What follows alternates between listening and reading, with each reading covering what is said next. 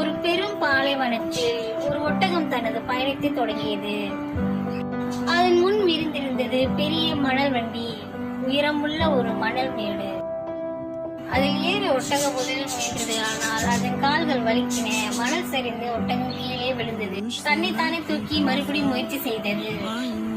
ஒரு முயற்சியில் முடியாதது என்பது எனக்கு தெரியும். ஆனால் நான் ஒரு பொழுதும் நின்று விட மாட்டேன்.